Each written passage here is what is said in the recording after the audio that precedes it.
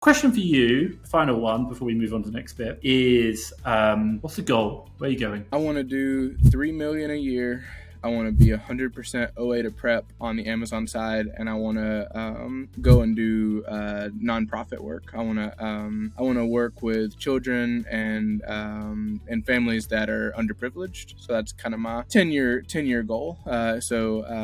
Building out Amazon to where it can really fly with me. Not having to be straddled in, working on the business all the time, and then having a team that can run that operation. And then I want to grow the Walmart side, and I want to grow the Amazon side, and then all of the other stuff can kind of fall away and let me do. I think my real purpose is a nonprofit, but this is a great business that's going to fund that and fund that work with orphanages and things like that. Cool, fantastic. I love it. I think it's great, and I think also as well, the thing to take away from this for anyone watching is the fact that your goal isn't to become the next Elon Musk. Your goal is to hit 3 million and then I'm done. Like, I'm not going bigger than that. Once I've done that, I then move on to my next value thing. Like, we're balancing different things in life. We're not just trying to get, and I think for people who just get started, for them to kind of think about stopping already isn't a consideration. They'd be like, well, if it makes money, why wouldn't you take it forever? You're like, because at the end of the day, more money and more stress, more pressure doesn't actually mean more happiness. And there becomes a diminishing return, should we say, which I think is a really important point. So moving on. So Cody, you have obviously been selling now for like 5 years, absolutely smashing it, and obviously talked to us about the blended model approach, OA, doing RA and pickups, which I absolutely love. So thank you so much for that. But also as well, I understand that you sell on Walmart. Now Walmart is recently opened up, and I think it was in the last 2 years or something. They see the rise of Amazon FBA and the third-party network. And by the way, if anyone wants to know, I think the Amazon third-party network represents about 60% of Amazon's revenue. So it's absolutely huge. More third-party sellers sell on Amazon than Amazon themselves. It's a big marketplace. Walmart's opening up. Tell me about your experience so far. What's it been like? Why do you do it? What's the advantages? What's the cons? Yeah, so 2 Q4s ago, I've been on Walmart for years now, and I just haven't. I've been so intimidated by dealing with it. But 2 Q4s ago, my friend Matthew Cooper, he owns a popcorn business now, and he's killing it with direct consumer. But he said, you got to get on Walmart. Let me see if I can remember what we were saying. There was some dumb toy, and he was selling a bunch. Like, he was doing really, really well reselling on Walmart. So I went through the process, got approved, and then it basically sat for, months, like 18 months or something. I didn't really do hardly anything with it. I remember what toy it was. It was the little Godzilla toys from Walmart, the little 6-inch like Godzilla. There were like 6 or 8 different variations of it, and he was killing it with us. So anyways, I recently, about 6 months ago, started back trying to, get the ball rolling. And I tell people, I think Walmart is like if you were selling on Amazon 10 years ago. Like, there's a lot of things you can't really figure out easily. There's not a lot of content. Nobody's really talking about it. There have been people that are pissed with me for sharing, just the stuff publicly that I've, about the success I've had, because they're like, shh, like I get the emoji, shh, don't tell people, because there's less competition. The margins are higher. A toy that's $18.99 on Amazon resale might be $29.99 or $34.99 on Walmart and still selling, because there's nobody to penny drop. My best listing on Walmart right now, I'm selling 3 or 4 a day. I'm the only seller, and that's crazy to me, because on the Amazon side, there's several sellers. There's 10 or something. And so I think a big part of the opportunity in Walmart is you're just early. Like, if you can be selling right now, you can really, really, have those fat margins on items that, you can't really have the same experience on Amazon. Yeah, it's such an important point. I think the saying which you talk about, like red ocean and blue ocean strategy. So kind of getting involved with it, it's hard. Amazon right now is so easy. There's YouTube channels like yours and mine, and people sharing everything. It's literally just do the process. Yeah, you've got to grind, but welcome. That's it. Whereas Walmart, there's obviously I don't sell on Walmart, but I've heard about it. Is that there's a lot of stuff you have to figure out. No one there isn't answers, and the Walmart's changing. It's a nightmare. So tell me about some of the nightmares that you've had, or the problems. And by the way, why did you not do it for 18 months? Why have you just started, man? Yeah, I was yeah, I was inspired by someone that's in my group. They were having a lot of success with a particular item, and so I listed it, and I was able to hop on the train, and it was great. But from there, I was like, I remember there was one week I said I'm going to test 5 items a day. I'm going to piecemeal it, and I'm going to test 5 items a day. And they started selling, and I was pumped about it, and so that's kind of how we've grown to what it is now. Some of the headaches, there was an issue where they were overselling by 1 unit every item in my catalog. Nobody knows why, and when I messaged them, the message I got back was, if you don't fix your cancellation rate, we're gonna suspend your account. It's not our problem, it's yours. And so that was not good, and so we had to figure out how to put it in there and take 1 unit away for a while, and now it seems to be fixed, which is good.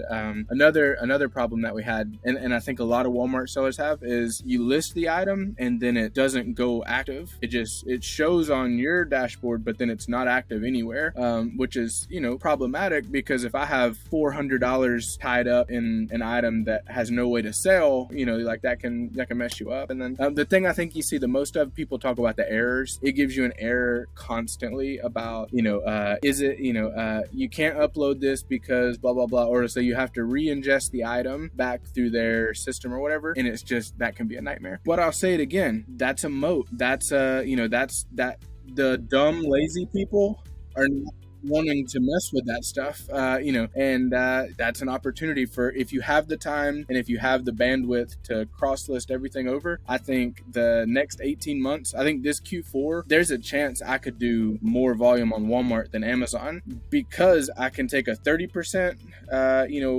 ROI on Amazon, or I can take a 60% ROI on Walmart. And if I'm able to do that consistently, and if things go well, I'm going to choose Walmart, because there's just less competition. Wow. I think you're so right. Like you talked about earlier on, your ex-boss showed you the Gary Vaynerchuk thing, and you decided to take action. And by the way, you're like the 1% because you took the action. And then of those 1% who now do Amazon, should we say, like, I don't think you realize how good Amazon is right now. It works. You can message support. It works. Whereas you're like, you go, hi Walmart, I've got a problem. It's your fault. Fix it. Otherwise we're going to cancel. You're like, this is what Amazon used to be. Like literally, if something went wrong, it was like suspend first, ask questions next year while they hold your money and stock. It was a nightmare. And by the way, that creates barriers, and people don't understand this. Like even when we talk about Amazon, people sourcing's hard, man. Yeah, it is. And once you get better, you learn it, but that's a barrier. Be grateful for the pain, because this means everyone else isn't doing it, and there's profit in there, because the pain is the ability to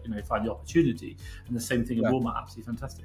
Okay, so just want to take a quick moment to say, if you are looking to grow your business, one of the things I can really recommend is getting some quality suppliers. This is one of the hardest parts of growing an Amazon business. Now, last year I did over 4 million, that's 3 million in the UK and 1 million in the US, and we've got our top 100 supplier list, UK and USA. Now, if you're interested, I'll drop a link in the description down below where you can download a free copy of them yourself. So have a look down below and get some good suppliers today, which are going to really help you out. We talked Amazon FBA, same thing for Walmart. Does it exist? Yes, it's called WFS, Walmart Fulfilled Services, I guess, fulfillment services. What's it like? I have successfully done 6 or 7 shipments, and it's less fun than FBA. I trust Walmart significantly less than I trust Amazon, and I don't really trust Amazon, and so. I'm nervous, and so I'm pretty happy that I was able to actually get ahead and actually do them, because when it works so well. Shout out to Barbie Ramos. I was creating content. I was telling my Instagram following. I was just talking about the Walmart stuff, and someone said you should talk to Barbie, and she's doing a good bit amount. I think at the time she was doing 100,000 a month on Walmart, and so I don't know what she's doing now, but I mean she was killing it, and so I got her on for a coaching session and for my group, and it's recorded in there if anybody goes in and wants to watch that. But she went line by line, how do you create a WFS shipment, and I was able to use that, and then I put it into practice, and like I said, when it works. I'm just nervous, and I haven't figured out the whole process, but there are lots of people who have, and they're doing it, and I think I told you before we started recording, like this Q4, if I figure out Walmart with WFS, I think it could be a home run. There's so much opportunity if you can figure out the errors and the different, little processes. And, they're still having you fill out an Excel sheet, and then you basically upload an Excel sheet. And it's like, it's a lot of mental jumping around. But like I said, I think it's a huge opportunity. You just got to be prepared to, get frustrated with it, throw your computer across the room a couple times and figure it all out. I think you're just waiting for them to write please write into us through mail. You're like, oh my God, what's going on? Question for you, I've dealt with suppliers like, hi, can I have a receipt, please? Yes, please write to us by mail here. I'm like, what are we, 1980? Oh my God. Question for you, because we talk about FBA fulfillment in Amazon, we talk about Walmart fulfillment, should we say? Is there ability to hold stock in Amazon and distribute over to fulfillment like you can do? I know there's like Joey Lister, for example, which does the same thing in FBA warehouses over to eBay. Does that work? Is there an ability to do that, or is that not the case? You could feasibly do that. The fear with Walmart, they really, really don't like drop shippers. And so there have been people that I know that got shut down and they weren't drop shipping, but they got shut down for fear of drop shipping. So with Walmart, nobody's really, the way that everybody worried about IP complaints in the last 36 months, that's how people are worried about Walmart with drop shipping cancellations. So like if they think you're doing anything like that, they'll just and then they don't even answer your emails. So for me, I wouldn't do that. I would be afraid of doing that, but maybe you could figure it out. Maybe there's a way. And I know there's a software that someone pitched me a while back where you can cross list or do something, but I haven't really done a ton of research on it. Wow, that's interesting. And it really reminds me of the old Amazon days where they just stop talking to you. You're like, and obviously you've got a lot. You're going to build this business, and the idea is that the longer your business goes, hopefully the more assets get tied up within Walmart and their whole system. And I get it. Like one day you're worried that they'll just stop talking to you, and your only option is legal against a company which is a multi-billion-dollar company. You're like, good luck with that one. That's not going to work for you. So I get it. It's a risk. It's a risk play, but there's an opportunity in that risk play because it's not easy and there's worries. And I still remember that Amazon, suspend first, ask questions later. Now they have we're going to give you a call 72 hours before and have a chat before we suspend you. It's changed dramatically. My God. Let me ask a question right now. I think it's a really interesting question. If people are doing Amazon FBA right now and they are thinking about Walmart, because my God, we all have shiny object syndrome, what are some key metrics, and let's talk about quantifiables, where you're like, if you are here, Walmart's a good choice. But if you are not here, then stay Amazon FBA. What does that look like? What advice can you share? Yeah, I think the people who have difficulty starting on Walmart are the people like you that have a really successful business already and you're 100% or almost 100% FBA. That's a tough thing to do. I would say the person who does 40-50% FBM or does any FBM, and you have any interest in doing a second platform, you should just start it. There's no charge, there's no $40 a month fee. Just get your account started. I was instantly approved. I got approved before I got an approval email instantly when I applied, and then the next email I got was that we've received your application. So they instantly approved me, and all I told them my metrics at the time. We had a warehouse, we had $1 million in sales projected for that year, and then I put that we were doing 100% new items, and then a couple other things. If anybody is doing that, if they want to DM me, I can send you what I put. But they approved me instantly. So I would say apply. Go ahead and get an account if you think at all that you're interested in it. And then I would say if you're merchant fulfilling on Amazon new items, just cross list every single item. The old a year ago there were no gates. Now there are gates. So I recently was gated in Lego, which I was so sad about. I was so mad, that they did that. But some of the newer accounts are gated in some of my favorite brands, which stinks. But I think it's a lot like Amazon. The older accounts are grandfathered in. So get on it. If you're interested in it, especially before Q4 starts, go ahead and get an account started would be my advice. And then just cross list your inventory. If it's good on Amazon, there's a good chance it's probably good on Walmart too. Yeah, interesting. I think coming back to, if I summarize, my understanding is if you're doing FBA, you've got to hold one asset value in Amazon's warehouses, and then if you're going to do Walmart fulfillment by Walmart, you'll hold another asset value, which is really inefficient. But if you're doing FBM, you can now cross-list, and obviously now you've got double the exposure, so likelihood of double the sales, and net result is that you're probably going to get there. So I think that's it. So definitely, and I'd probably say just listening between the lines, new products only, and I'm not saying you have to be doing good volumes. You've got to be forecasting to do good volumes. There is a difference, but and I remember this when it's like someone asking like, "How much are you doing?" You're like, "I'm doing 20,000 now. We're looking to do 120,000 next month." Yeah. Like I'm not, but like I would like to, but like again, there's a difference. It's a way of talking about it. And by the way, I'm not saying anyone should lie. Please understand that. That's an important point. But they also on those same lines, they didn't verify anything with me. So just so it said. So I would say focus on new products, and they like to see that you're adding. There's a question: are you planning to add items to our catalog? You want to say yes. They want to see new items in their catalog. So you might think the opposite, but they want to see new items. Agree, completely agree. And I think that's one point. Like when we came back earlier about the opportunity. Was it 65% of Amazon's sales come from third-party sellers? Why? Because we add all the little stuff that they can't buy on bulk. It just causes too much hassle, and it helps. So like that's why people go to Amazon, because they can get everything there, and we as third-party sellers help provide that everything, which is really, really important. 100%.